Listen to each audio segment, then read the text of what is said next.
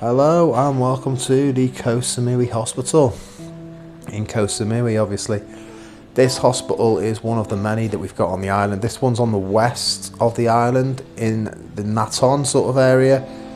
This is the government hospital in Koh Samui.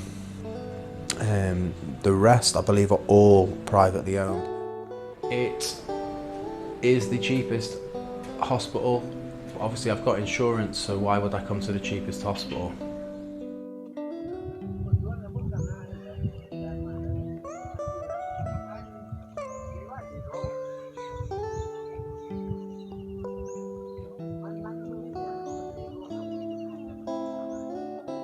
So I don't know what sort of state I'm going to be in tonight when I wake up. The operation's not supposed to be till 4, it'll probably be later. I've left the gimbal and the sound equipment and that inside. I'm sat outside the Samui Hospital now. I'm supposed to be here by 9 at the latest. I got here about 20 to 10, but I've got all the tests done by 11, and they don't need me again till 1:30 now. Room's not ready, so I've just got to sit outside. Or well, I could sit inside, but I've come outside to get some fresh air, be on my own, not around so many sick people. As you can see, nice location, eh? It's always nice in Samui, no matter where you are or what you're doing. I mean, this is the location for the government hospital, which, as I say, I don't have gimbal or sound equipment, so this is going to be a bit shaky, this one. But there's the hospital. The bit I'm at is 2 or 3 minute stroll away, a little beach over in this direction, which I've just wandered down. So it's a nice place to just take my mind away from the fact that I am actually at a hospital, waiting to have my first ever operation and sleep in a hospital for the first time, be unconscious for the first time, other than when I've passed out, which is obviously every day. So yeah, it's the tube. I think that's the bit. It was the counting down from 10. In the build-up I was thinking, I'm not looking forward to that. Alright, you know, count down from 10 and then you pass out, and I'm worried that I'll get to 1 and not have passed out, because my brain's always working, or that I'll still be able to think while the operation's going on and be like, oh, I know what's happening. Like, I really want them to knock me out, you know. Don't hold back on the drugs, whatever them drugs are. Don't hold back. But the thing I'm not looking forward to the most is the tube that everyone's told me about. Now, I was reading online and they were saying if you've got a good anaesthetist, you shouldn't even remember that part. You shouldn't remember the counting down bit, because they drug you up before you go down there. By the time they're putting the mask on you, apparently you should be out of it and not remember it. But most of the people I spoke to did remember it, and a lot of the people I spoke to remembered waking up, which again, you're not supposed to. You're supposed to only remember about an hour afterwards, when you're already in the room and they're bringing you some tea and toast or whatever. But a few people have told me they woke up and they could feel that tube, and the tube's breathing for you, but so you can't breathe, but you've just woke up, you haven't yet regained the ability to move or even open your eyes, so you know you're awake, but no one else does, and this thing's it sounds a bit nasty. And then after they take it out, you've got a bit of a dry, coarse throat, apparently. But I suppose, you know, in the grand scheme of things, that isn't really a big thing to worry about, is it? Worst things in the world. But then I don't know what the pain's going to be like afterwards. Obviously, the actual operation is just a case of going to kip, isn't it? You have a 2-hour kip, you wake up and someone's stolen your kidney or whatever. I don't know, I assume everyone goes through these silly thoughts. Probably earlier that I noticed it and I thought, oh no, I've got cancer. It started off as a tiny little lump, then it looked like a golf ball, then it looked like a tennis ball, and I could actually feel it kind of clicking out, and I could push it back in and it popped. You'd feel this tuft of air kind of go, and Did a bit of Googling and quickly realised that what I had was called an inguinal hernia, and it wasn't life-threatening, and that most people that have hernias can have them for years and years and years and it doesn't affect them. But a lot of people have them quite high up. Mine was lower. And then recently it dropped quite a lot. Now look, it was there, I don't know if you can see that. It was behind my, what I would call my pubic wall, right? Not in me balls, but behind my pubes, just to be clear. There's not a great amount of space for it to drop before it's not in the pubic wall anymore. It dropped about as far as I was willing to let it drop. Any further, I'd have been in big trouble. So, about another hour and 45 minutes to kill now. That's just to see the doctor. They've got to shave my pubes and that, I'm guessing. I mean, it's not, you know what I mean, it's not completely out of control down there. I'm not a beast, but it's not up to operation standards. I think they're going to have to give it a good old trim. I wonder how they protect your modesty.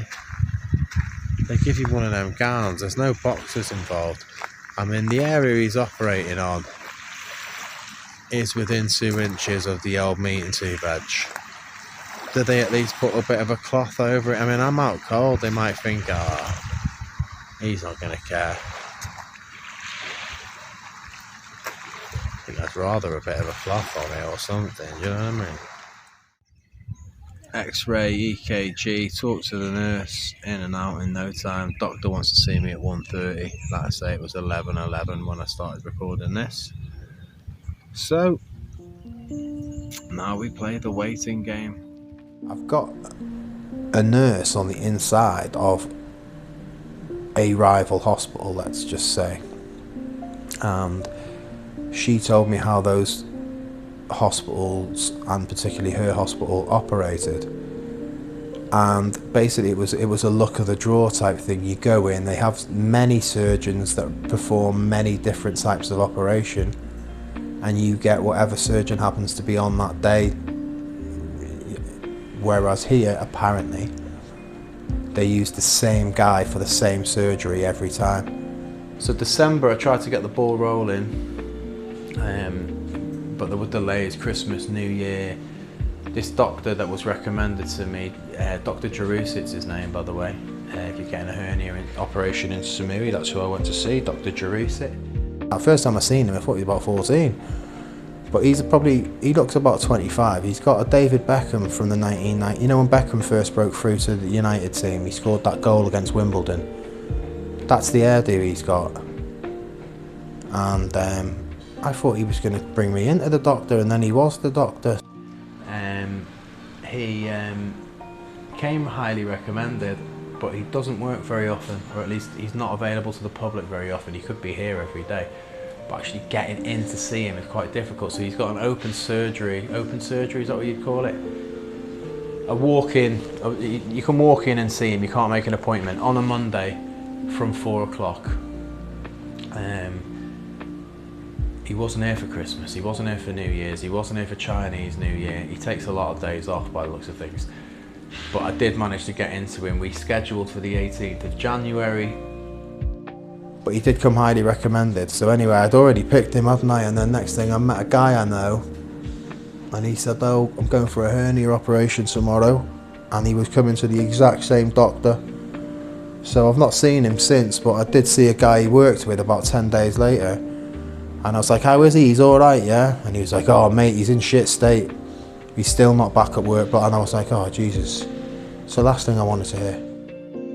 I'd already been onto my insurance company for a few weeks at this point, and they just wanted more information. He didn't really send them enough information. At this point, I would say I was on the insurance company's side.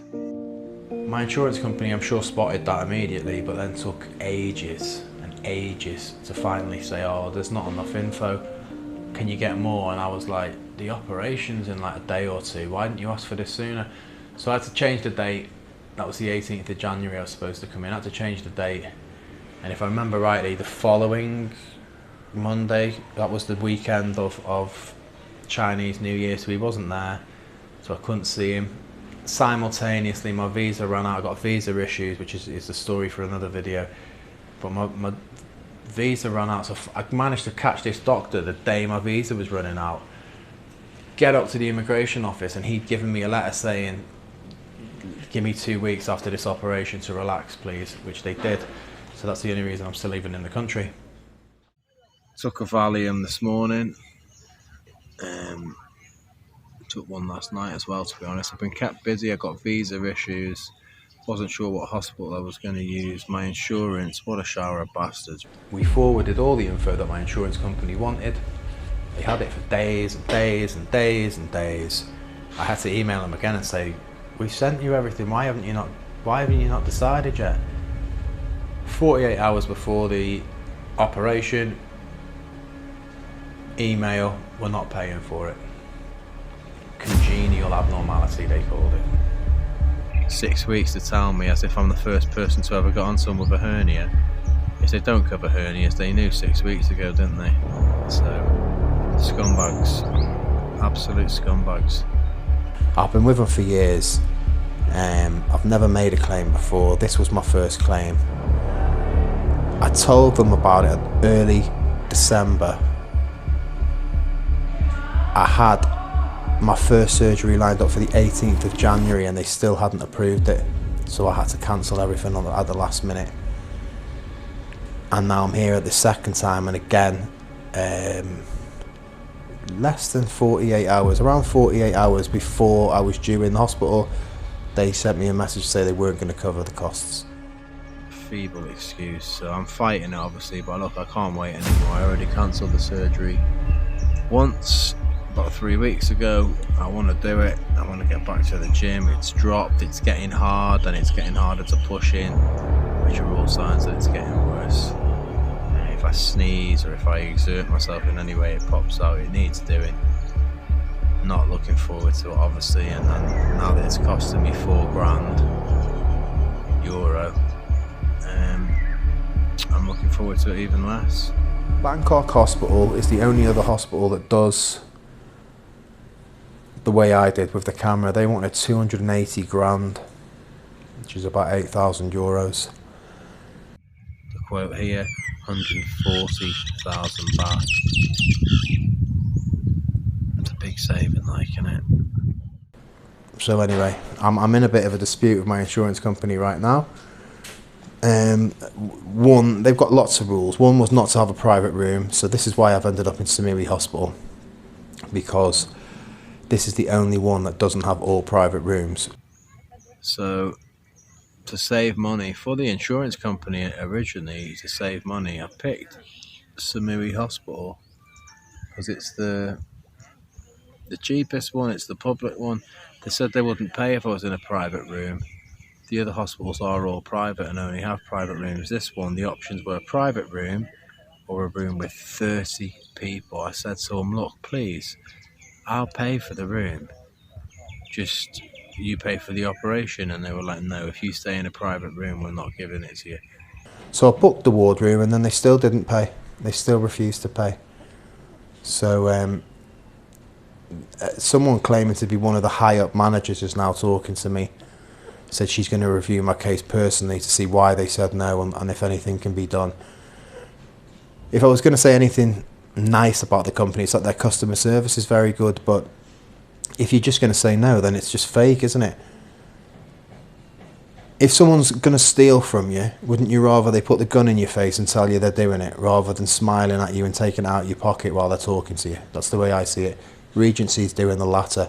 Oh, thanks for your email. Oh no, sorry to hear you've got a hernia, you know, oh, this is terrible. I'm going to do everything we can, you know, oh no, we're not giving it to you. You know, bastards. By the time I cancelled that surgery on January 18th, it was really time to get it done, I think. Because I've noticed now it had dropped, it was a bit lower, maybe 2 inches lower.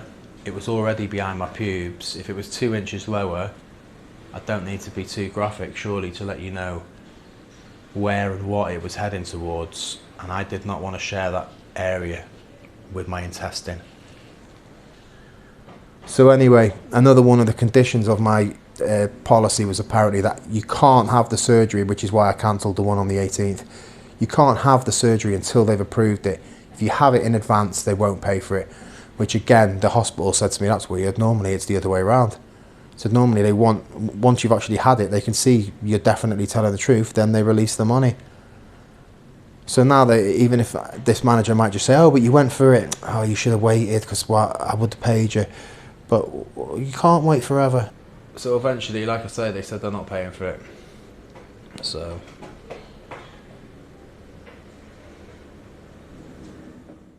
in the end, I upgraded to a private room. What am I saying an award for if I've got to pay for it myself anyway?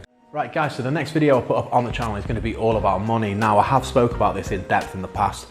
I'll put the link to the most recent one up there. I've done the real cost of living in Thailand. I've done the real cost of food. I think I've also done the real cost of sweets, all separate videos. Since then, things have changed a little bit. Prices have gone up.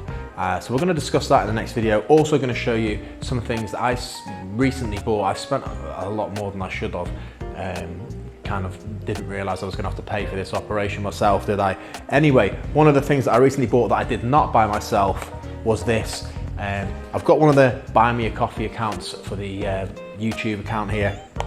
And on New Year's Day, I believe it was, Mark H, my #1 subscriber, bought 5 coffees. That's the equivalent of about 500 baht. And a couple of days after that, someone, now I know who you are, but you chose not to give your name. I can see your name and your email address. But you wrote someone and you chose to do that not once but twice, because that same someone came back again and bought another 5 coffees shortly afterwards. 13 coffees equals 1,300 baht. So first of all, thanks a million, guys. That means so much. Secondly, I said before, I want to get something tangible. I want something that I can say, the YouTube channel bought that, or my subscribers, or whatever. That dog's always barking. Doesn't matter how many takes I do, he is going to bark. So I might as well just keep going. What I bought with your money for 1,300 baht was, I hope this isn't making everything go out of focus, but it's a pickup for a nylon string guitar that I recently bought. Again, up there, if you look, the story of that will be there. I got YouTube money for the first time ever, went to buy a guitar, was going to buy one for 3,000 baht, ended up not finding one that I liked for that price, and bought a more expensive one. This is a pickup to go with that. So I will share all this information with you in the next video. This has gone on long enough, but I just want to say thanks a million once again to Mark H and someone. This is what you got me. Look at it. It's like a delicate little tiny piece of wood with a microphone. I'll show you more next time. Let's get back to the operation. That hospital's not great.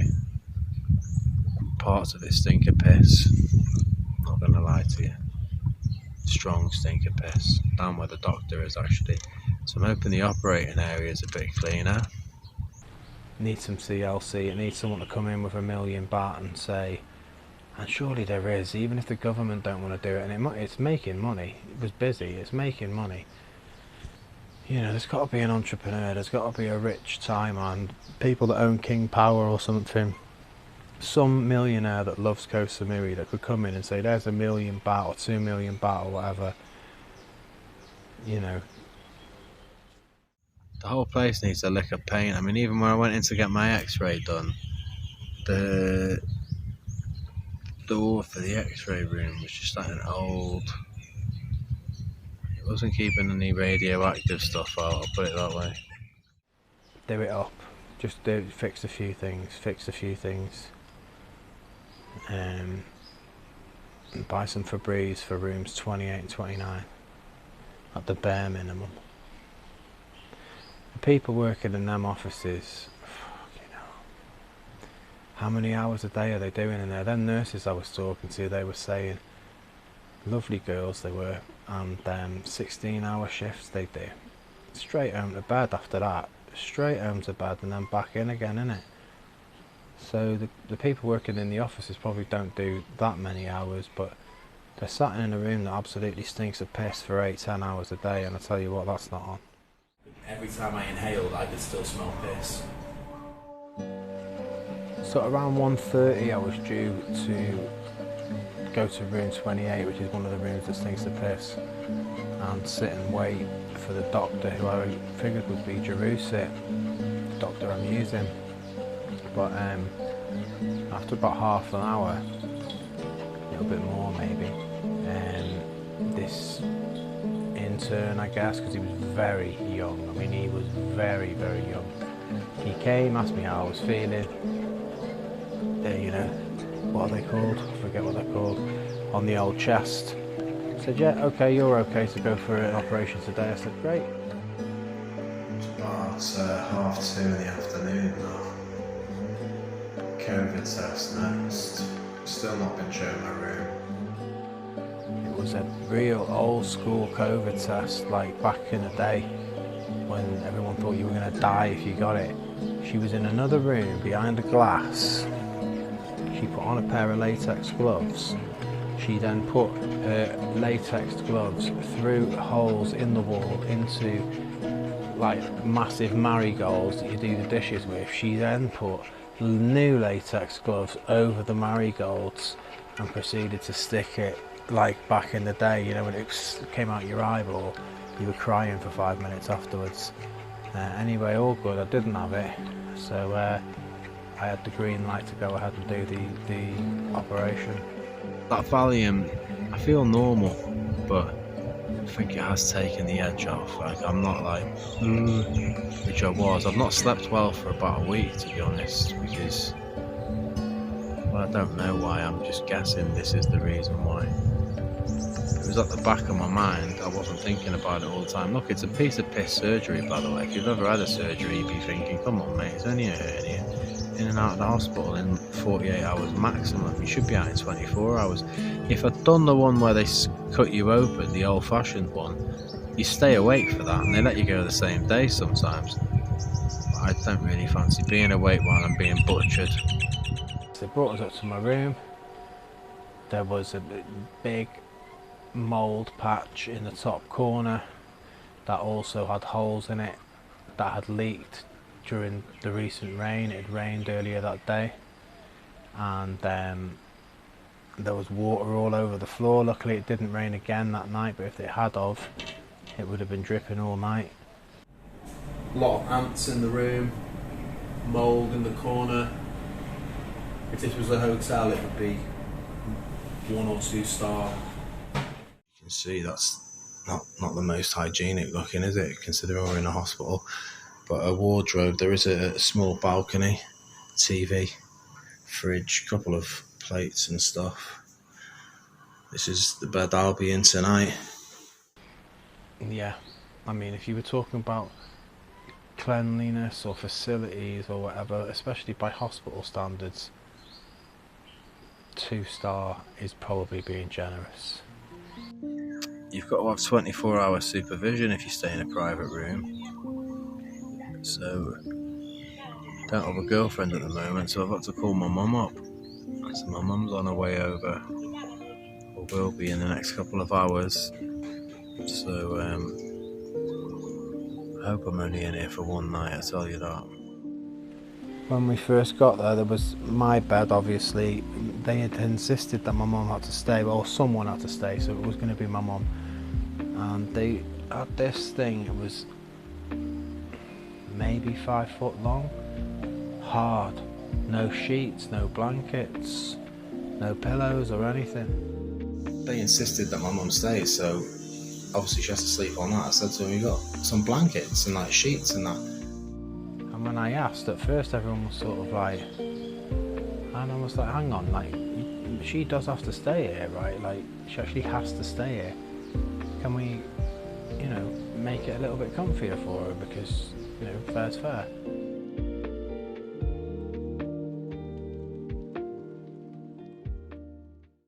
Anyway, they gave me some clothes to change into. The gown that I was wearing at the start of this video, with it was a wide open, it was, I don't know, it was kind of like a towel, but it had been sewn together, if you get me. It was a circle, and you just did that to keep it together. I'd put it on, I'd barely gotten comfy in my bed, and next thing, they turned up and went, alright, let's go, and I was still completely normal. And that's it, it was about 3:30, 4:45, I was supposed to be operated on at 4, and next thing, knock on the door, there's this lad with one of them like gurney things, whatever they're called, and I said, well, I'm completely normal, I could just walk with you. And they were like, no, lie down. And so this is the first time really when it started to feel a bit weird for me, because this one dude that I'd not met before, that we'd not said hello or anything, was pushing me, and I was staring up at the ceiling going through the hospital. Even though there was nothing wrong with me, I was perfectly able to walk, do you know what I mean? And then I thought, alright, well they'll sedate me when we get down, and the next thing I was in the operating room, completely normal. I remember there was loads of green and that, lots of very bright lights. I saw Jarusit was over there, first time I'd seen him all day, didn't come over and say hello or anything, had his back to me. And that was the first and only time where I thought, that's it, I'm just going to say, no, I've changed my mind, let me up, I'm out of here. Only one lady spoke to me, she was here on my right, and she put the mask over, and I was like, I thought you sedated me before all this. And she was like, this is just oxygen. And like I say, this was the first time where I thought, I don't know about this. And I was this close to saying, do you know what, I've changed my mind, I don't want to do it, I'm just going to go home. Also, when they pushed me into that room, the temperature in that room compared to the rest of the hospital was so much colder. It was freezing in there. I went in, I said, it's so cold in here.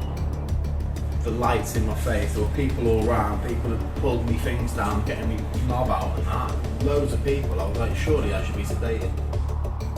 Johnson to the wind for everyone to see, and like I say, I wasn't sedated or anything, so I was like, hey, you know, what's going on, mate? About 8 people in the room, nipping about, doing their jobs and that, and just as I was sort of asking him that question, this woman in blue came over and introduced herself as a doctor, and she was the anaesthetist. And then I said to her, are you not going to give me something? And she said the way I remember it, she said no, but as she was saying no, she took the normal drip out of my IV thing and injected something in and said, you're going to feel cold and then you'll feel tired. And I was like, okay, I was already cold. And she said, I'm going to change it now. She said the smell will change, it won't just be oxygen anymore. Take deep breaths, you'll be alright. To be honest, I didn't take deep breaths, I just breathed completely normal. In fact, maybe even a little bit shallow, because I wanted to see what was going on. And then I noticed, yeah, okay, it was definitely a different smell, she was right. And I was sort of breathing normal. I had 3 or 4 breaths, and I remember looking, because I thought this isn't going to work, this was my fear, that it just wouldn't work on me. And I remember her going, are you alright? And looking at me, because I still felt completely normal. And I was like, yeah. You know, like kind of like, almost like I knew it. Yeah, like this hasn't worked. I don't remember the actual like, you know, when I was just gone. I was out like a light, and I do not remember any of the operation. I don't remember having a tube put down my throat. I don't remember them taking it out.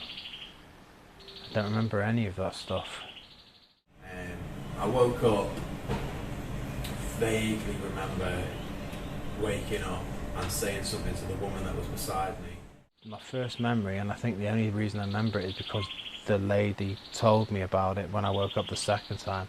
My first memory of waking up is waking up and her saying something along the lines of like, oh, you're awake, and me going, I need to go to the toilet, I need to go to the toilet, I need to go to the toilet, and she, I don't really remember, but I think she said something along the lines of like, just go.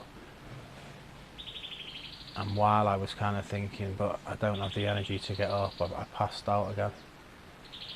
And then next time I opened my eyes, as I recall it, she was already sort of looking at me. She wasn't beside me, she was over there behind the counter on her phone. She looked up, there was a girl beside her I think as well, but for some reason I paid no attention to that girl or the people over there. I have no idea whether they were Farang, whether they were Thai, whether they were staff. I completely ignored everyone else, but I think I had about a 5-minute chat with this one girl, Tanya. When I woke up the second time, she said, oh, did you go to the toilet? And I was like, what do you mean? She said, well, when you woke up you kept saying, I need to go to the toilet, I need to go to the toilet. And I was like, well, am I allowed to get out of bed and go? And she was like, you've got a catheter in, just go. And I was like, what? I was like, what, right now? Like, I said, this. And she goes, yeah. She goes, I shoved it up your cock. And I was like, what? That's exactly how she said it. I shoved it up your cock. So I was like, oh, nice. She goes, I shoved it up your cock. Just pure casual, and went back to her phone and that, and I was laughing. And I was like, oh, right. Got a thing shoved up my knob. You can't go for a wee. Oh, it's very uncomfortable. I've never had one before. It was very uncomfortable. I couldn't go to the toilet with it. For hours I felt like I needed to go, but I couldn't go. So I had to drain the bubble and just pull it out. They wanted me to keep it for 24 hours, but I didn't. And pretty quickly, as I recall, they wheeled me back through the hospital. I was a bit doolally. And I got into the room. My mum was there. She said I'd been gone for about 3 hours. Which I think is right, because I kind of remember seeing a clock when I first woke up and it said 6:30. So by the time I got up to the room, it's probably about 7:15 or something. And I kind of remember everything then. It was just a bit like being tipsy. A bit of a fat lip here. I don't know what they did to me, but a big fat lip there. Cuts are higher than I was expecting them to be. It's not that sore. Feel fine, been walking about and that, just had a bit of chocolate and a cup of tea. So yeah, not too bad. I think I'll be alright to go home tomorrow. They give me an interesting shave. They shaved down here because that is where the hernia was, but they've operated up here, so I don't know, I was asleep, right? And then from there they actually took very good care of me. The girls are really nice in there. Loads of nurses, never seems to be the same one twice, or you know, not in a row anyway. The staff here are good. Some of them don't have great English, but it's a Thai government hospital. This is the cheapest hospital on the island, and there's not that many Farang in it. If you talk about the staff, because it's quite well organised, you go in, like your registration's there, where you pay is just there. Just on the left is the way you go if you're foreign, because that's where they speak English, and then the coordinators, they help, they sort of get things done for you. They get more helpful the more you deal with them, I find. The first time I went in, a little bit standoffish, and I've noticed other people that went in, but that's because they're dealing with quite a lot of dickheads. When I was in there, I saw quite a lot of people come in sort of shouting at them and, this is ridiculous, and I thought, no wonder they were a bit standoffish when I first came in. I got them a bouquet of flowers when I was leaving, because I thought, you know, they did a good job. I think she's the boss, she's the senior lady, let's say. Her name's Tina. If you are going to the hospital, go to the foreigner centre, it's called, room 10. And they were all helpful in there, but the lady Tina was very, very good. So staff, I think I'd probably give at least a 4, maybe even the full 5, 4.5 stars. Sensitive to the touch, they've just redressed it, but it's not bad, and they are tiny holes. This one's a little bit bigger. They're not bad at all. It's about 9:30 in the morning now. They said about 12 o'clock I should be able to get out of here, so it's not bad. The operation wasn't until about 4:30 yesterday, so in and out in about 18 hours. I say in and out. I was here at 9 o'clock, 9:30 in the morning. After the operation, obviously felt a bit woozy, no painkillers, no anything, and no pain. And the next day when the doctor came, they made me take my first anti-inflammatory. By then, obviously, like I say, they've been giving me an antibiotic, which they only gave me for less than 24 hours. They gave me 4 or 5 while I was there. They didn't give me any to take away. And the doctor came in, he said, what, no pain at all? I was like, nothing. He's like, sweet, see you later, check out if you want. I had the option to stay for another night, but what's the point? No complaints about the surgery, because I'm not in pain or anything, but you know, if you were to look about this hospital, you'd say, this doesn't look like a very nice hospital. And the bit down, it's room 28 and 29, when you meet the doctor for the first time, I'm not lying, there's a strong smell of piss. Strong smell of piss. only side effects was I had dead sore shoulders for the first few hours, or first night, maybe 2 nights actually. About less than 48 hours though, because I think we're coming up on 48 hours now. This time 48 hours ago I was having the operation. My shoulders feel fine now. Last night they were still sore. I googled it because I thought, did they drop me or what? Like, why are my shoulders so sore? Apparently the carbon dioxide they use to swell you, to make the operating area larger, for some reason it hangs about in your shoulders for longer than the rest of your body and causes quite a lot of pain. It was quite sore, but it's gone now. The quote at Bangkok Hospital was 280,000 baht. These guys did it for 140, or I'm going to find out at 12. They're going to send the cashier here shortly and we're going to go through the finances. I already paid, you have to pay in advance. But I'm expecting them to come in and give me some money back, because the estimate was supposed to be the upper end, it was supposed to be the top. Okay, so we won't beat around the bush. I'll show you the actual photo of the actual bill that they gave to me, and my overall bill, 3,000 for that room by the way. Overall bill was 122,617 baht. That is just over £3,000, just under 3,400 euros, and around $3,650. Was that a good deal? Was I overcharged? Was I undercharged? What's the going rate where you are in the world?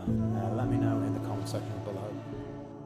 In conclusion, what would I say, like the overall experience? It wasn't that bad, as weird as that sounds for us. I mean, if all surgeries were going to be as uncomplicated as this particular one, now I know this was a really minor little operation that I had, but if they were all like this, oh, coughing is still sore. If they were all like this is better than having the flu.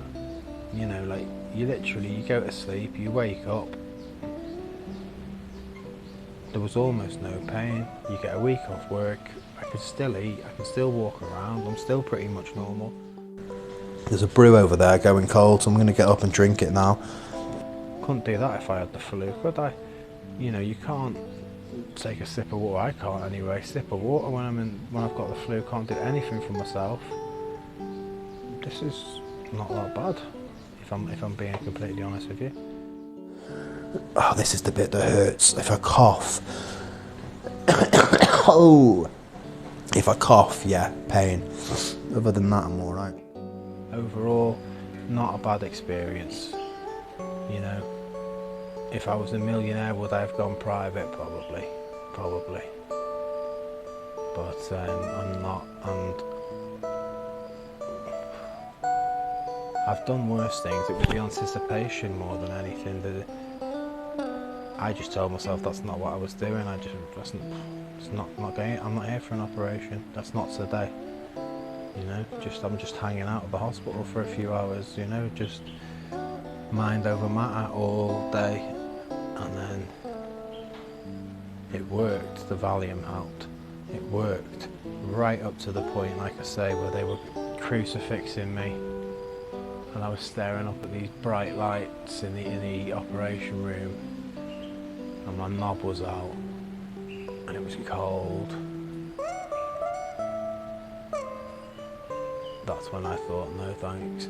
But that was only for 2 minutes, then I was a kip, and when I woke up, oh, see you later then. Job was done. Speaking of job done, I suppose that's where we'll end this video for this week. Can you even still see me? See you next time. I should be back on my feet by then. I'm going to talk about money. Bye bye.